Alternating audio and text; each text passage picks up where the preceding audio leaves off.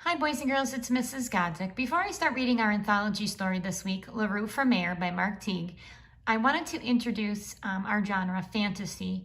And if you look at our genre, fantasy, these are a couple of characteristics that I want you to keep in mind while we are reading the story this week. So for fantasy, it's a type of fiction story. It also includes invented people, places, things, and events that are not only made up, but impossible in the real world. So it has characters and settings or events that could not really exist. And it usually includes illustrations as well. So many of these stories include illustrations that they have made up people and places and things that you would really never see in real life. So keep that in mind while we're reading our story this week, because I'm going to ask you if you notice any of these characteristics throughout our story. Now, to continue reading with our story for this week, I want you to keep in mind our essential question. I want you to read why LaRue thinks he should run for mayor. So he's going to be on a campaign trail so that he can try to win everyone's votes. So our story starts off with the Snort City Register Gazette, and it's Bugwort launches campaign for mayor. Former Pumpkinville Police Chief Hugo Bugwort announced yesterday that he will run for mayor of Snort City, calling himself the law and order candidate. Bugwort, who spoke to a cheering crowd in Gruber Park, is widely considered a shoo-in for the job. Snort City is a disgrace, he said to polite applause. We need to be more like Pumpkinville. That means no more sloppiness, no more silliness, and no more foolish behavior. The speech was interrupted when several dogs in the back of the crowd overturned a hot dog cart. Injured in all of the fracas was Gertrude LaRue of the 2nd Avenue. The dogs were not identified. So boys and girls, I want to take a minute for all of the fracas, and I wanted to use our context clues to help us understand what that meaning is. So if you look at that word, it says, injured in all the fracas was Gertrude LaRue. So fracas is a noisy fight, as the dogs were fighting over the hot dogs. So when you're reading that, I want you to keep in mind, after we just used our context clues to figure out that word, fracas is a noisy fight. Means the dogs are very loud and they're causing a disruption. So if you look at the picture, all of the hot dogs are flying over, the hot dog cart is knocked over, so they're being very noisy and they're causing a fracas.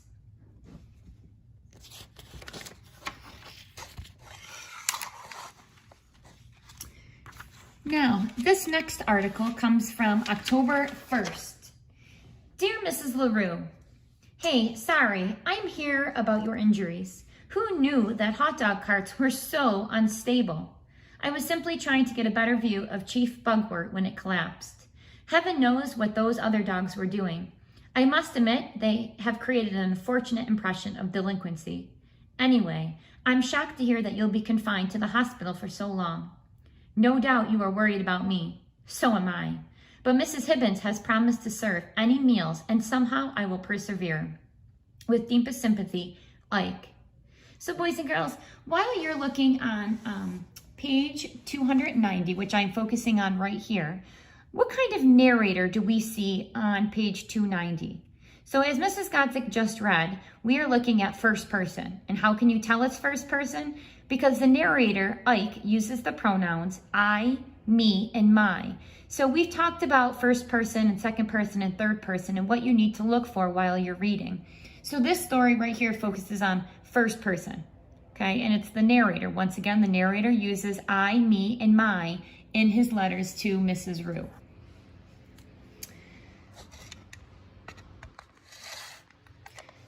Dear Mrs. LaRue, October 2nd, thank you for your concern. Yes, this will be a difficult time for me stuck here all alone while you recuperate in your pleasant hospital bed.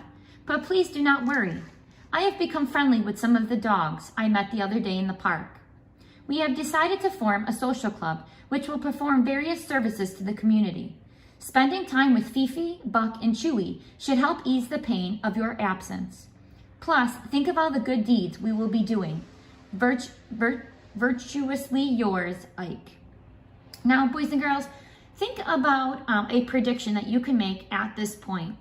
Ike says his social club will serve the community. Do you predict the club will really do good deeds? So I want you to take a minute and I want you to make a prediction. You can whisper to yourself, or if you want to send Mrs. Godzik a message through Teams, you can tell me the prediction that you're thinking while you're reading this. Also, I want to stop and take a look at our genre, which was fantasy, which I introduced in the beginning. What features of a fantasy have you found so far in this selection? So if I'm looking at one thing that really stands out to Mrs. Godzik is that there are invented characters with human qualities. If you look, there are a talking dog. When you are outside today, do you see dogs that speak to you? So once again, the characters are invented. It's not something that you'll see in real life.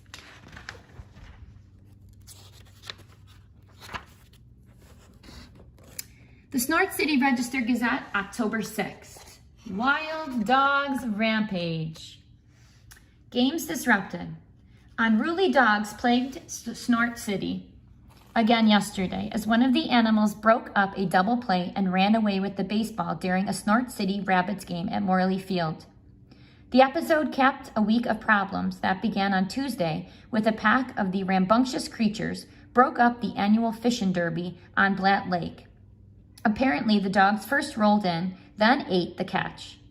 The following day, a group of dogs snuck into a Mr. Dingaling truck outside Gruber Park and made off with 2 gallons of Rocky Road ice cream.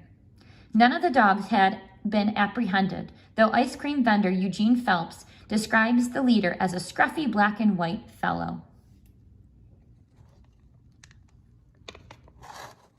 Dear Mrs. LaRue, please do not worry about me. I will not starve or die of loneliness, probably.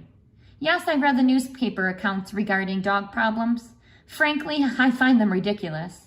Can this cheerful and spirited behavior really be a problem? Where is the harm? And yet, with such lurid reporting, some weak-minded individuals might come to believe that dogs represent a menace to our community. Hope you are feeling better. Ike.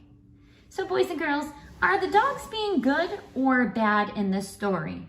Well, if you take a look and if you are going through the pages that we have just read, the dogs are being bad.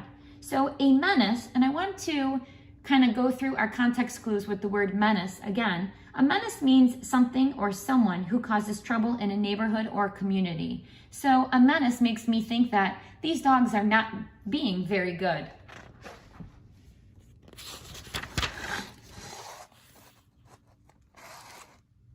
Bugsworth calls for canine crackdown. Calling dogs a menace to our community, mayoral candidate Hugo Bugwert yesterday announced his plans to crack down on the beasts. We can no longer tolerate this sort of behavior, he said, citing recent dog-related problems. Mr. Bugwert proposes not only a leash law and a curfew, but a complete ban on the animals in most public places. This town is literally going to the dogs, said Bugwert. I intend to stop it. In related news, a dog reportedly snuck into Brandmeier's butcher shop on 2nd Avenue and made off with a string of beef sausages.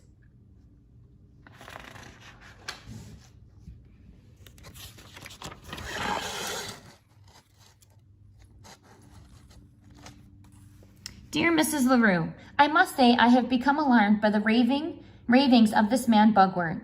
Imagine if he actually were elected to our city's highest office. The idea is unthinkable. I must figure out some way to stop this impending disaster. Your worried dog, Ike. October 10th. Letters to the editor. As a longtime resident, I must decree the wave of anti-dog hysteria sweeping over our city. Can we so quickly forget the loyalty of man's best friend? Who accompanies our firefighters and police on their perilous rounds? Who rescues the weary traveler stuck high in the Alps? Who serves the blind and the deaf, too, most likely? Dogs, that's who. Signed, a concerned citizen. Dear Mrs. LaRue, how I envy you the safety of your hospital bed. Here in the outside world, things have become perilous indeed, at least for dogs. The awful Bugwert continues his scurrilous attacks. Yesterday, he referred to dogs as gangs of hooligans. He must be stopped. Therefore, I have decided to throw my hat into the ring.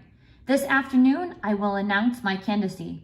Doubtless, the public response will be overwhelming. Your next mayor, Ike. Boys and girls, why do you think Ike decides to run for mayor of Snort City? Take a minute. Ike believes that Bugwort is not the right person for the job. He wants to make life easier for himself and the other dogs, so he has created a picture of Bugwort as a mean person who has gone too far and must be challenged.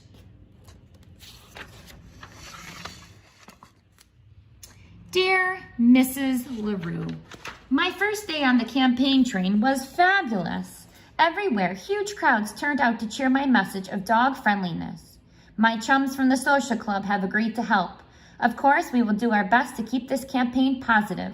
Though I can't speak for my opponent, who appears to be vicious and unstable, if not insane. Honestly yours, Ike.